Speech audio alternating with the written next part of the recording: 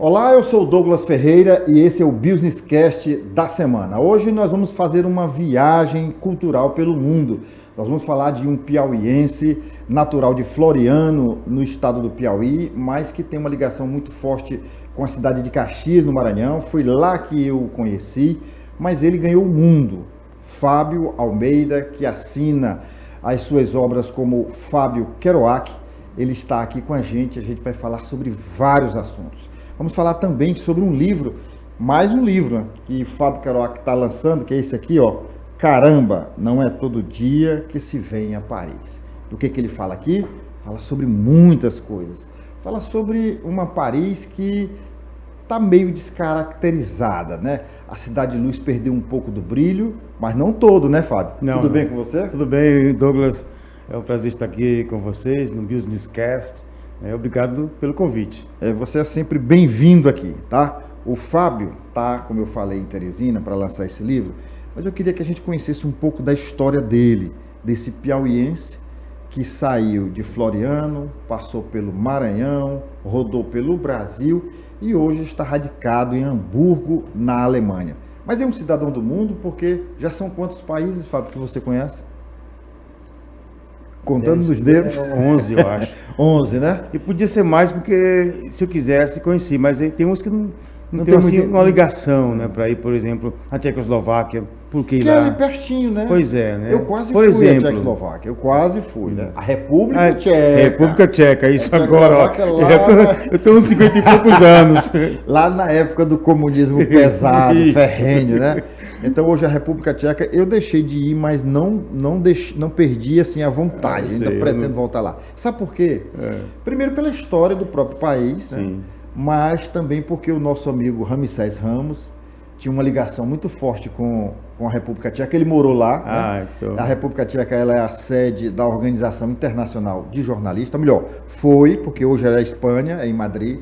Mas durante muitos anos mesmo, acho que mais de uns 50 anos, a sede foi em Praga. E ele morou lá, ele foi secretário-geral da OIJ, nessa época eu até fui filiado também à Organização Internacional de Jornalistas, na época que eu estava em Caxias, né? Sim. E eu tenho essa curiosidade. Quando eu fui a Cuba também foi ele que me incentivou, já você precisa conhecer. Conheci, me desencantei, mas assim... Voltando para as suas andanças pelo mundo, hoje você está radicado em Hamburgo, Alemanha. Na Alemanha. 20 anos. E você faz o que, Fábio? Eu cuido de idosos. A minha tem essa história, né? Quando eu andei lá, que me hospedei com o Fábio lá em Hamburgo, você não trabalhava com idosos. Não, eu trabalhava na área de gastronomia. Gastronomia, não como cozinheiro, como lavador de pratos, né? Dizemos... Ajudante de cozinha. Ajudante de cozinha. Para despelar batata, cortar cebola, lavar pratos. Quer dizer, a máquina, né? E limpar as mesas, né? Era a minha... Aqui no Brasil a gente chama de cumim, né? O cumim é o ajudante do garçom, o ajudante da cozinha. Pois é. E agora você se especializou nessa área de cuidar de idosos. Sim, o governo de Hamburgo me financiou um curso para mim entre 2013 e 2014. Eu estou na área de cuidar de idosos desde 2015. A Alemanha envelheceu, né, Fábio? Ela envelheceu. Mais ainda. Mais ainda. Eu me lembro, eu estive no sul da Alemanha, numa cidade chamada Padiorbe. É uma instância de termas.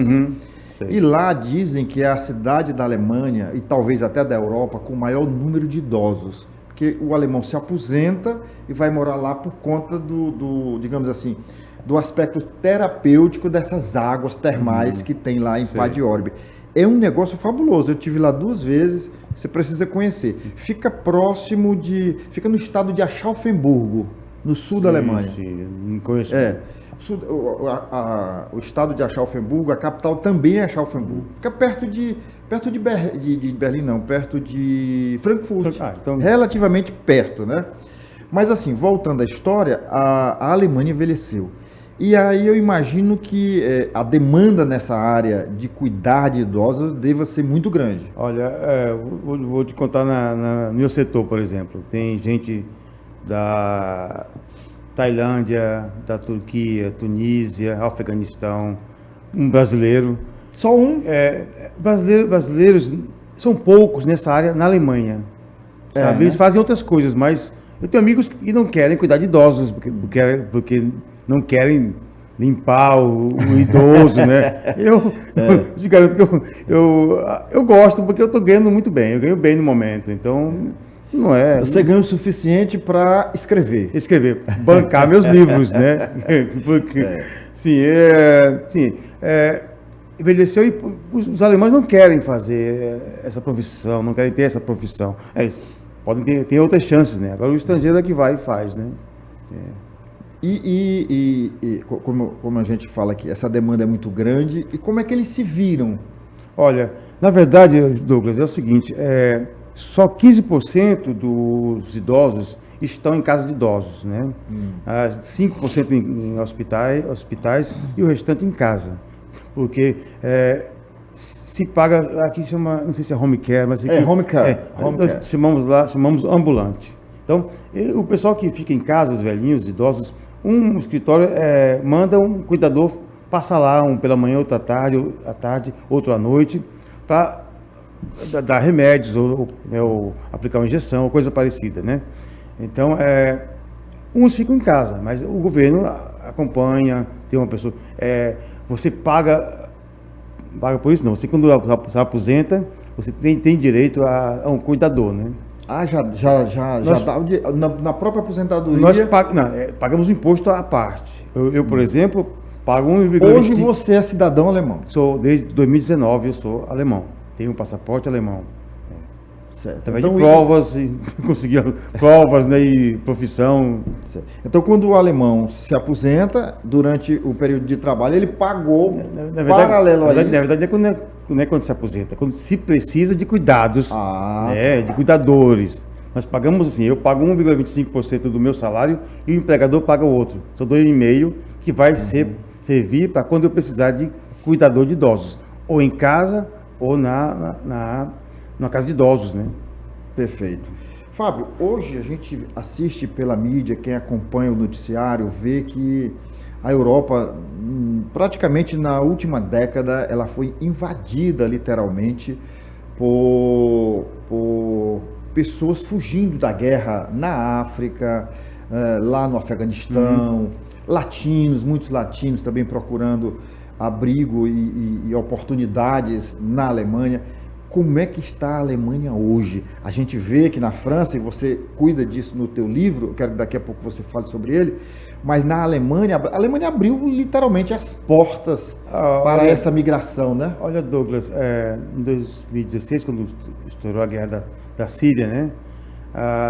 O governo era a Angela Merkel, ela nem queria esse povo lá, não. Né? Desculpa, esse povo, mas de refugiados. Mas houve uma pressão, né, da popular, né, como refugee, welcome, refugiados, sejam bem-vindos, né, pichados, né, protestos, né, e ela cedeu. Aí cedeu e veio uma leva, né, de refugiados, aí tivemos que, nós temos que bancar, porque sai do governo o dinheiro, então quem paga imposto vai ter que bancar esse pessoal, né, e agora veio a guerra da Ucrânia, que também temos que bancar, né. Muito ucraniano hoje? Muito ucraniano, né. Muitos, né? Então, a Alemanha tem um sentimento de culpa de guerra, que nós sabemos a história, né? Então, eles se acham, né, no dever de acolher as pessoas, né, os refugiados de guerras, né, apoiar guerras que eles consideram injustas, né? Na verdade, eles vendem muitas armas também. Para a Síria, ele vendeu muitas armas, a Alemanha vendeu, sabe? É um contrassenso, mas é a né? história, né? É o real, né? Pois é, eu não sou nem a favor nem contra dessa guerra, porque não é nossa, não. Mas eles vendem, do material vendem para a Ucrânia, e aí pegam os ucranianos para cá, recebem, né? Não sei. Mas agora, com essa onda de nacionalismo, né? Só chama de extrema-direita, mas é nacionalismo mesmo, se sentem incomodados com essa invasão de muitos refugiados. E em termos assim de violência, isso alterou de alguma forma? Olha, alterou um pouco, porque tem coisas que a gente não estava acostumado a ver, né? Como eu contei assim em off agora, sobre o assédio de refugiados, né, no caso muçulmanos, né, na época, de sírios, né? Por exemplo, eles não estão acostumados em ver mulheres com pouca roupa.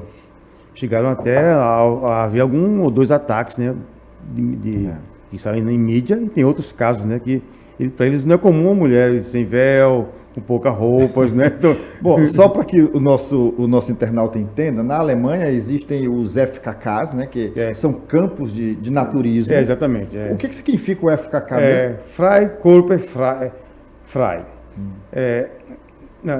Frei Kultur Körper. Cultura do corpo livre. Cultura do corpo livre. FKK. Então existem, eu tive lá em Offenbach, também no sul da Alemanha. Existe essa cultura europeia e principalmente alemã de sair um raíto de sol, as mulheres já correm para os parques, já tiram a parte de cima. Aqui as praias de nudismo são fechadas. São fechadas, né? Lá mas não. Lá é aberto. É aberto. E hoje eu via isso muito e já sentia há 10, 15 anos as pessoas incomodadas já naquela época. As mulheres já se afastavam com as muçulmanas, iam pegar sol vestidas, inclusive com véu, e dividindo o mesmo espaço com moças jovens com os seios à mostra, né? Quando não completamente sem roupa. Eu vou contar aqui um caso. Eu fui uma vez com a ludovicense, né, e o namorado alemão. Para quem não sabe, gente, ludovicense é o gentílico de quem nasce na ilha de São Luís do Maranhão, né? Sim, e aí eu e ela e minha esposa fomos para um clube, né? Aí eu tô aqui sentado aqui, da minha namorada aqui, na época, hoje minha esposa. Aí chega uma mulher que chega, faz o topless e pega o jornal e começa a ler ali, do meu lado. A Junko já ficou, a esposa dele não é alemã, a esposa dele é japonesa, que também é uma cultura muito fechada. Né? Exatamente. Então, eu fiquei como estátua. Não sei. Você não consegue nem piscar direito. Mas olha, você falando disso, eu recordo que há mais ou menos uns 10 anos, talvez isso, uns 10, 12 anos, teve um voo charter da Holanda para Parnaíba, no nosso litoral. E eu trabalhava na TV Antena 10 e eu fui designado para fazer a cobertura, acompanhar esse grupo de 40 holandeses, né? Tinha outras nacionalidades, mas o grupo veio da Holanda. E a gente fez um passeio do Delta do Parnaíba, naquela embarcação enorme, com música ao vivo, com tudo. E de repente, quando o barco começou a andar, que o sol começou a sair direito, né? Ficaram todas as mulheres sem roupa, né? E o nosso cinegrafista disse, e agora, o que é que eu faço? Ele vai filmando tudo, que nosso trabalho é filmar. A questão da censura vai ser lá na edição.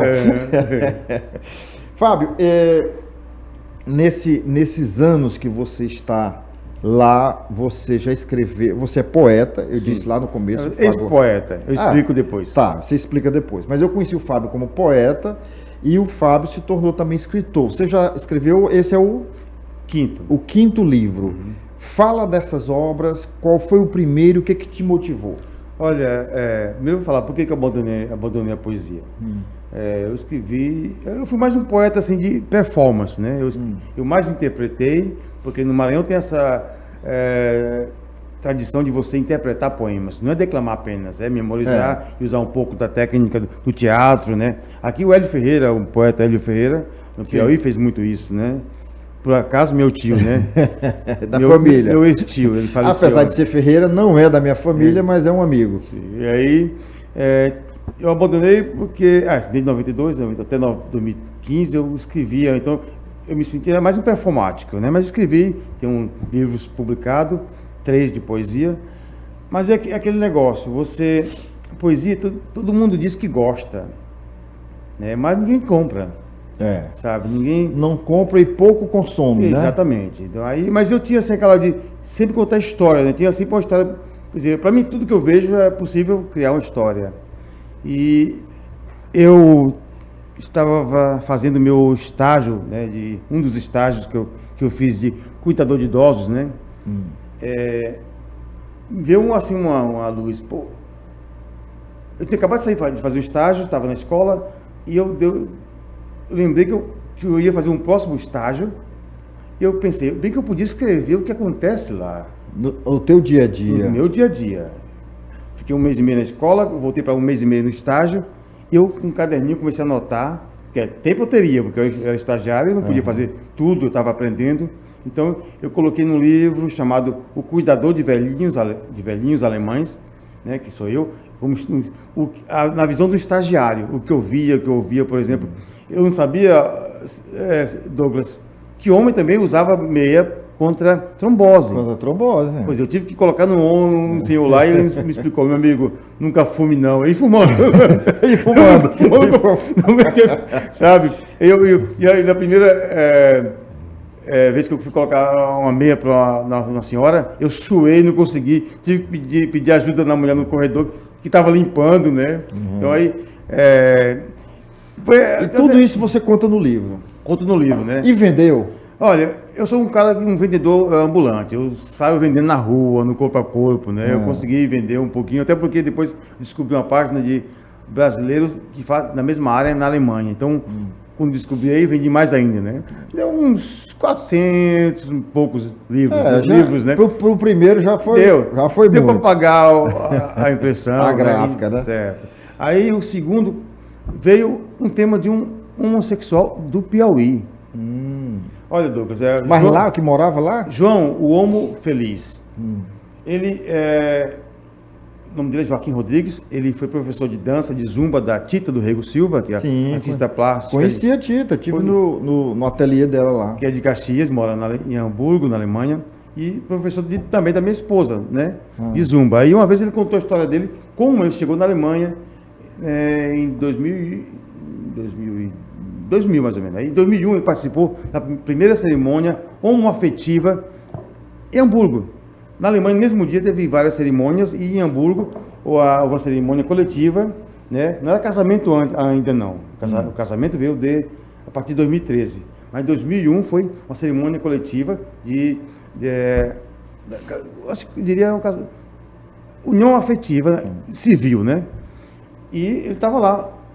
Foi o primeiro negro, o primeiro estrangeiro, né, que participou dessa cerimônia. E, através de entrevistas, eu criei em cima. O pessoal de Teresina foi para Brasília, conheceu um alemão que o levou para a Alemanha e ele participou dessa cerimônia, que hoje é histórica. Se vai na universidade, nos jornais, está lá ele na frente, nas capas de jornais da época. Então, e é um livro, Douglas, que, por exemplo, que não tem sexo. Sabemos o que fazemos dentro de 4 paredes. Sim, então, sim. eu escrevi o João, que saiu de Teresina, que a mãe o proibiu de estudar balé, porque não era coisa de homem, né, segundo a mãe. Mas ele é um bom dançarino, né, e chegou a Brasília, onde ele pôde se revelar mais do que na época.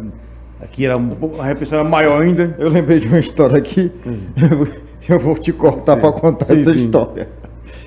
Me contaram essa história há pouco tempo. Diz que é a história de um jovem que ele se interessou ainda na pré-adolescência por culinária. E o pai disse, olha, você deixa isso aí, porque isso aí é coisa de viado e você não é viado. Aí ele se interessou por costura. E aí disse, olha, esse negócio de costura não é coisa para homem, isso é coisa de viado e você não é viado. Aí ele se interessou por pintura. O pai proibiu sob o mesmo argumento. E ele se interessou por umas 10 coisas assim artísticas e o pai disse que ele não deveria investir porque não era coisa de homem. E hoje ele, aos 28 anos, está desempregado, não sabe fazer nada e é viado. Se o pai tivesse deixado, ele teria pelo menos uma arte, uma profissão, né? Sim, aí eu vi o terceiro livro, Douglas, aí já é uma questão bem pessoal mesmo. Eu fui ao fundo do poço por causa do álcool, né? Sim, sim. E aí, como me perguntaram ontem, Fábio, quando é que você decidiu assim parar de beber? Não decidi. Viu a luz no fim do túnel, para mim, apagou quando eu perdi o emprego em 2018, no dia 6, na sexta-feira. me demitiram porque eu estava indo trabalhar bêbado. Bêbado. Não era o primeiro dia, eram vários dias já. Você não foi demitido, Fábio. Você se demitiu, né? Exatamente. Exatamente. Aí foi quando meu mundo caiu, aí eu aceitei ir para uma médica que me indicou para uma clínica de desintoxicação. Sim. Aí, como eu pude levar o computador, eu levei o computador e escrevi. Aproveitou e escreveu também. Aproveitei. Os meus 21 dias de desintoxicação, eu saí com um livro chamado Um Alcoólatra na Psiquiatria Alemã. Aí está registrado em 2020, lancei o livro, né? E é o meu terceiro livro. Com mais os outros da poesia. Sim. Ah, não, aí vem ter esse aqui, né? Aí não, tem um outro. Tem um outro? Tem o penúltimo é A Menina do Vestido Vermelho com Bolinhas Brancas. É uma história de abuso infantil de uma garota de 5 anos que aconteceu em São Luís. A partir de uma história real, né? Ela, do começo ao fim. Douglas, você vê eu vejo muito o Globo.com na Alemanha. Que ali tem tudo, tem futebol, política, chifre, novela, BBB, sabe, crimes hediondos e por causa do G1, que tem em vários estados, né, o que aparece ali é coisa de abusos infantis em Rio Grande do Norte, João Pessoa, Rio Grande do Sul, Goiás, Teresina, São Luís, é no Brasil inteiro por causa do G1 que denunciam. E eu resolvi. Uma amiga, a ex-mulher de um amigo, disse que a história dela daria um livro. Então ela me contou o começo da história dela e eu com essas informações de abuso infantil, deu um livro, né, chamado A Menina do Vestido Vermelho com Bolinhas Brancas. Ela desapareceu com esse vestido? Na verdade o vestido é o seguinte, aqui ela não desapareceu, não. É que a mãe fez um vestido com a toalha de mesa, que era... Sabe, ela não tinha vestido, ela só dava de calcinha na fazenda, né, onde morava com a família, e fez esse vestido para ela ir para São Luís, morar na casa de família, onde aconteceu o abuso. Onde aconteceu o abuso. E esse livro, esse é o mais recente, que é o mais recente, lançado agora em maio, aqui, que está sendo lançado aqui, inclusive no Salip, né? Você pode ir lá. Só dentro, eu deixei os temas polêmicos. Agora eu Aí isso aqui foi uma experiência sua também. Você esteve, exatamente. Você fez uma imersão pela Paris de hoje, né? Exatamente. De ontem, de um ano atrás, inclusive foi dezembro de 2023, quando eu estive lá, estive pela 9ª vez que eu escrevi isso aí. Colhi material para esse livro. E aí me conta uma experiência desse livro. Você me disse que fez uma imersão, inclusive, por um bairro muito pobre, muito violento de Paris. Aliás, onde eu fiquei? Onde você... Eu, desde Hamburgo, eu aluguei, eu quis, assim, ir de ônibus, eu fui de ônibus de Hamburgo para Paris, foram 12 horas. É uma viagem que minha esposa... Quantas horas? 12 horas. É uma viagem que minha esposa disse que não vai fazer, não faria nunca. Mas é o seguinte, porque eu tive 8 dias de férias, 8 dias, 9 dias... Então eu falei, eu tenho tempo para ir, então eu vou de ônibus, né? Sem pressa. E se você abrir o livro, tem história, a partir do momento que eu pego o ônibus, por exemplo. Você nem imagina, mas o motorista me pediu 20 euros extra para eu não ter que descer em Bruxelas e ficar esperando 4 horas no frio um outro ônibus. Então já a história já começou por ali. Então, e no meio do trajeto, por exemplo, um africano que tinha entrado em Münster antes, na Alemanha, quando chegou em Bruxelas, desceu para fumar, era ali para ele ficar, e não ficou, pegou o ônibus para Paris e não podia entrar em Paris, da França, proibido.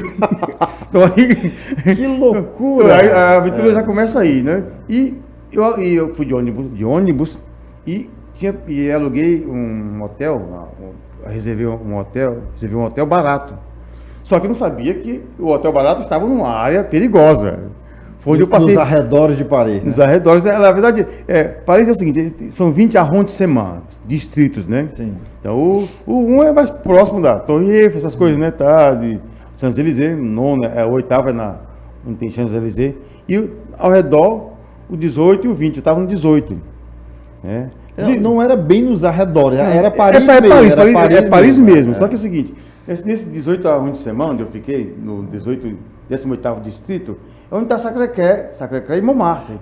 Perto, só que relativamente perto. Não, de onde eu estava era 20 minutos. Só que é o seguinte, Douglas, é aqui em cima, Sacré-Cœur e Montmartre. Ali na Sacré-Cœur, onde morou o pintor holandês, ali andou Picasso, Modigliani, né? Mas ai, meu Deus, agora sumiu aqui fugiu o nome do famosíssimo. Então, só que aqui embaixo é onde está essa parte, né, perigosa, né? Sim. Na parte plana. Aí ali tem tunisianos, africanos, marroquinos, né? Camelôs. Quando eu saio do metrô e vejo aqueles camelôs. Hoje as carteiristas, né? Que são os carteiristas, para quem não sabe, como é? Pickpocket, né? Que são os batedores de carteira daqui, os lanceiros. Aqui em Teresina está uma febre de lanceiro também, muito cuidado, viu? Uma febre. O pessoal me perguntou, Fábio, lá em Paris, eles roubam. Como é que acontece isso? Eles não chegam com arma, não. É que se você vacilar... o descuido chamado. Você se descuida ali, eles estão passando a mão e te levam. Né? Então, é verdade. Então é isso aí. Eu fiquei num bairro perigoso e não sabia, Douglas. Só depois que eu voltei para a Alemanha, que eu fui pesquisar e esse 18 de semana, como o 19, onde o Zico foi roubado no ano passado, estão na lista negra. Mas hoje, na verdade, todos os lugares ali em Paris, eu vi um vídeo, eu andei em Paris 2 vezes, eu não tive problema. Isso eu estou falando de 10 anos, 15 e 10 anos atrás. Porém, hoje, você não pode mais ali no entorno da torre, no não entorno... pode vacilar, na praça aquela que fica no alto, para você tirar da Concórdia, né? Na Praça da Concórdia, você desce ali no entorno daquele carrossel, ficam os batedores também, os carteiristas. Quando você atravessa o rio para ir para a torre, a mesma coisa. É um negócio complicado. Sim, e associa-se muito isso aos estrangeiros, aos refugiados. Douglas, que se são só refugiados, eu não sei. Mas não, tem muitos ali, os chamados ciganos, né, que vêm da Romênia ou da Bulgária. Eles são pessoas que têm de uma cultura que não é de ir para escola não é para estudar, não. É de pedir e de roubar, sabe? Você vê muitos romenos, né? Mas no teu fazer, no teu escrever, que é a partir de uma experiência, eu lembrei de um grande amigo, o Tommy, que mora lá numa cidade na Alemanha, no sul da Alemanha, chamada, ai meu Deus do céu, Düsseldorf. Düsseldorf, eu vou estar em Düsseldorf semana que vem. Eu estive em Düsseldorf 2 vezes. E ele mora lá. Então lá ele teve uma experiência porque na Alemanha você tem a opção, ou você serve o exército, ou você vai trabalhar no serviço social. Pode ser até cuidador também. Até cuidador. Ele foi cuidador, não no sentido de cuidar como você faz. Ele foi dirigir para uma mulher alemã idosa, cega e surda. Cega e surda. E ele sentia muita dificuldade de se comunicar com essa mulher. Ele viu a dificuldade que existe, porque existe uma linguagem. O cego é o Braille, e no surdo cego é o Lormann, que é o nome de um alemão. Não conheço. Essa linguagem, ela é de um alemão, é o nome do alemão, inclusive, não sei o que, Lormann. E aí ele ficou com aquela coisa na cabeça. Ele fez isso aos 18 anos, essa experiência, viveu por 1 ano servindo de motorista dessa mulher para se livrar, para fugir do serviço militar oficial. E aí ele seguiu foi estudar tecnologia da informação. E ele terminou criando a primeira máquina no mundo para com o surdo cego se comunicar. E botou o nome de Lormann também. Então essa máquina, o surdo cego coloca a mão num globo, no meio globo, assim, desse jeito, como se fosse uma luva. Embaixo tem uma pistola de ar, porque qual é a linguagem do Lormann? Você pega na mão da pessoa. Aqui é uma letra, aqui é outra, aqui é outra, aqui é outra, aqui é outra. Aqui, assim, são palavras já completas. E aí você vai formando as frases. E aí quando a pessoa coloca a mão aqui, tem uma pistola de ar que solta o ar, tss, tss, tss, como se fosse o toque. E a pessoa é surda e é cega, mas ela fala. Então ela fala com o computador. Diz, olá, Fábio. Aí, tss, tss, tss, tss, né? Ah, sim. Tá entendendo? Uhum. Ele Que fala incrível. com você e Incrível. quando você fala com ele, o computador vai registrar aqui na linguagem Lorman com uma pistola de ar o que você está falando. Então assim, extraordinário isso. Fiquei muito triste porque o Fábio é um cara muito humano e ele recebeu uma proposta da Siemens, aquela empresa de tecnologia, inclusive de telefonia alemã, de 10 milhões de euros pelo projeto dele. E ele disse que não queria, ele queria uma parceria na seguinte condição: a pessoa teria o direito ao projeto, mas na condição de colocar um computador desse, uma máquina dessa, em cada escola de cego surdo na Alemanha. E aí, na Alemanha, ou era na Europa, eu não sei, e não conseguiu. E como ele saiu mostrando o projeto dele em várias feiras de tecnologias pelo mundo, terminou sendo copiado. E copiado por quem? Pela Universidade de Berlim. Oh. Perdeu o projeto, porque aí ela desenvolveu uma tecnologia semelhante, patenteou e tal, e conseguiu o patrocínio. Melhorou né? até. Deve ter melhorado e tal. Mas assim, o que eu quero dizer é que você viveu algumas experiências que resultaram em livro e o Tommy viveu uma experiência humana que resultou num projeto que é tão grande quanto um livro, né? Que deu esse poder de comunicação para o cego surdo. Deixa eu contar mais uma coisa. Pois não. Do livro. Eu tipo assim, eu peguei. Quem lê o livro vai viajar para o Paris, mesmo não conhecendo. Porque eu falo sobre trajetos, né? Como É bem didático, bem né? didático também e com um certo humor também, né? Aí, por exemplo, eu peguei o trem para ir para tal lugar e conto como cheguei lá e quanto tempo durou e algumas coisas que aconteceram. Por exemplo, uma hora que eu entrei no trem uma vez, eu sentei aqui e estava vazio ao meu lado e em frente a mim chegaram dois caras, né? E mal sentou, um passou a arma pro outro. Aí eu fiz assim, eles viram que eu vi, eu fiz assim, não vi, não ouço, né? Aquelas Os três macaquinhos. Exatamente, né? Não ouço, não vejo. E não falo. Não falo. Aí eles deram risada, né? Aí uma ou duas estações, se não me engano, eles levantaram, aí eles perguntaram para mim, where are you from? De onde você é? Brasil. Brasil, dangerous Brasil. Brasil muito perigoso, né? Rio de Janeiro. Não, dangerous is Mexico. Não, perigoso é o México. Eu desconversei, né? Tchau, tchau. Acontece isso, né? Aconteceu, Acontece. né? Uma coisa que me chamou muita atenção já há uma década atrás é a quantidade de pessoas vendendo drogas nas ruas, te abordam, perguntando se você não queria haxixe, se não queria cocaína, né? Olha, agora liberou na Alemanha o consumo de maconha, né? Se pode... E não era liberado? Não.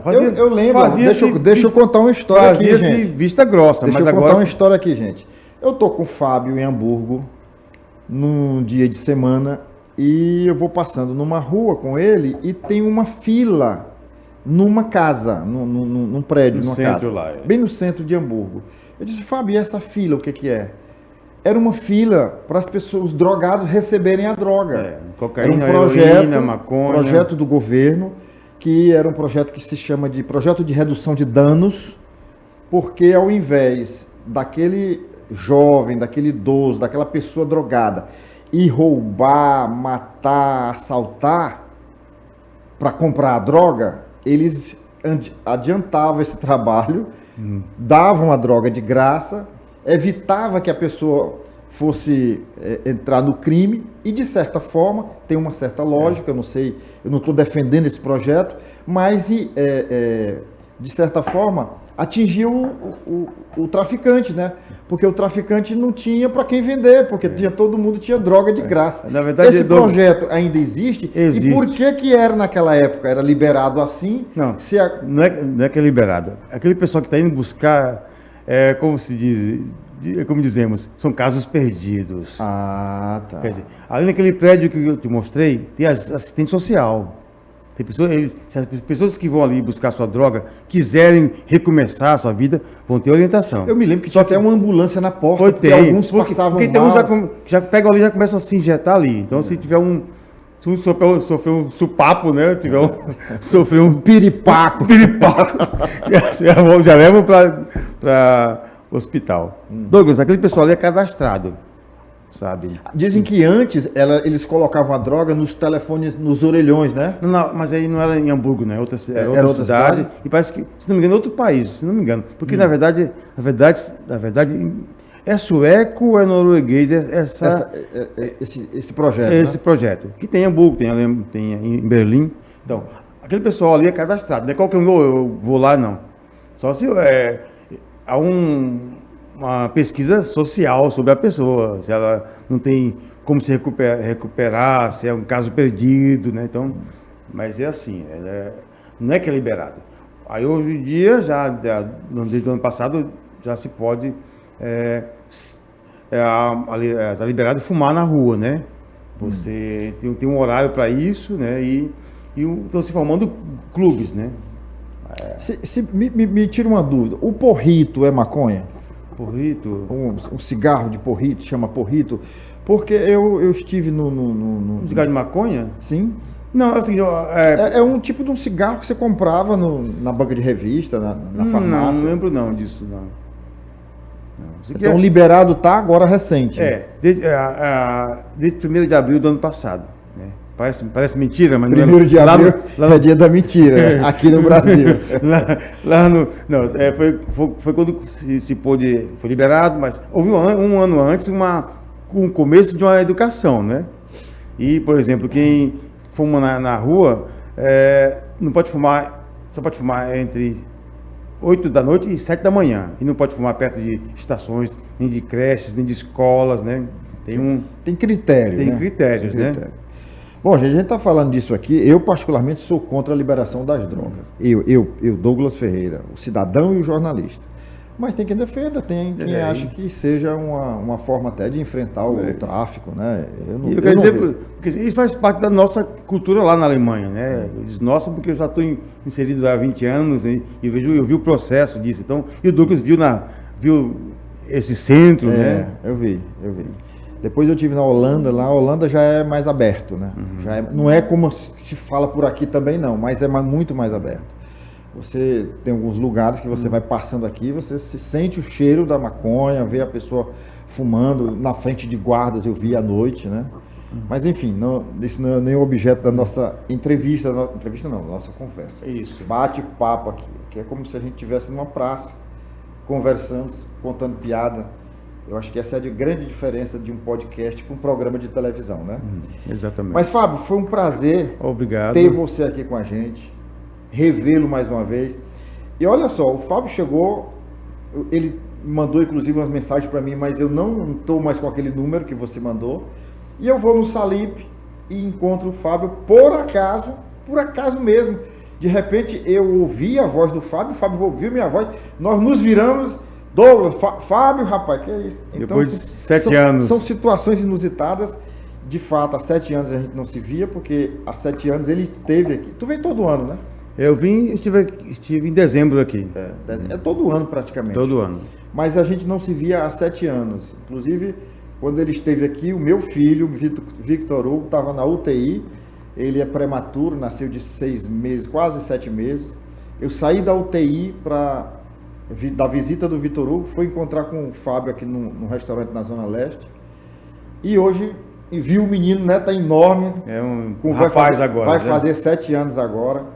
E assim, como você disse, Fábio, lá no Salip, o Salip é um lugar de encontros e reencontros, né? Inclusive naquela noite a gente teve a oportunidade de encontrar outras pessoas. Eu encontrei mais 2 pessoas que eu não via há quase 20 anos. A Edna, que eu te apresentei lá, que é lá de Floriano, vocês já se conheciam, né? Sim, mas fazia a Edna tempo, não, a Inês. Fazia tempo que não havia. Fazia tempo, né?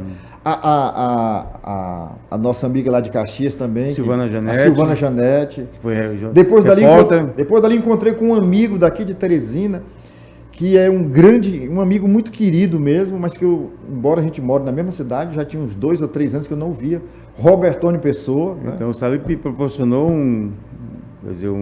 alguns encontros inusitados, né, e bons, né, até.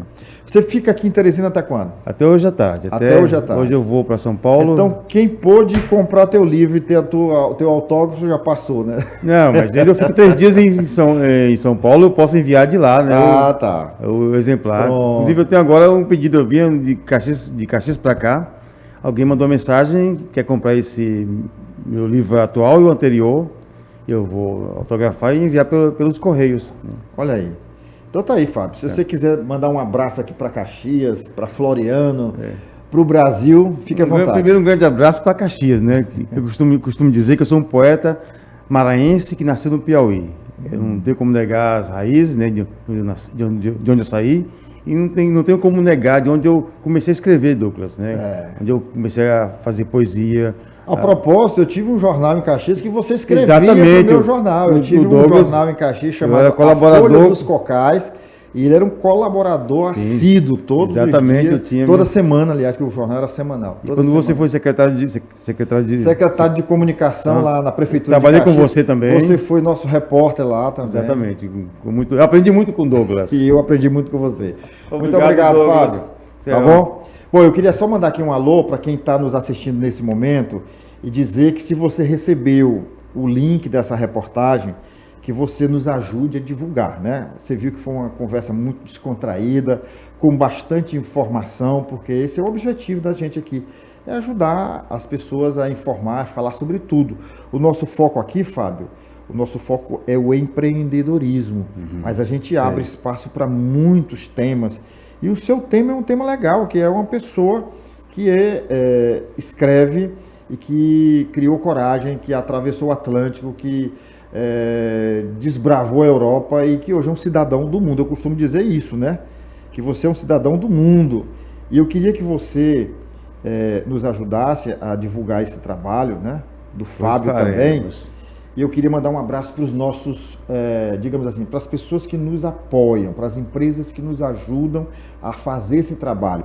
Eu quero mandar um abraço muito carinhoso para o pessoal lá da Estrada Mob, do Senac, do Sesc, da AproSoja lá no sul do estado, os plantadores de soja, o Léo Madeiras aqui em Teresina, do meu amigo Marcos, também a Elo Engenharia, o Movimento Empreender Piauí, presidido pelo empresário Marcelino Lopes, a Automaster, Pneubeck, também o Gustavo Ramalho, o nosso amigo Júnior lá da Hotsat, a Socimol, que todo mundo sabe que é do Grupo Claudino, e a Pax União, que é nossa parceira também. Então fiquem todos com Deus. Nós vamos ficando por aqui, Fábio. Muito obrigado. E até a próxima semana com mais uma edição do Business Cast. Até lá!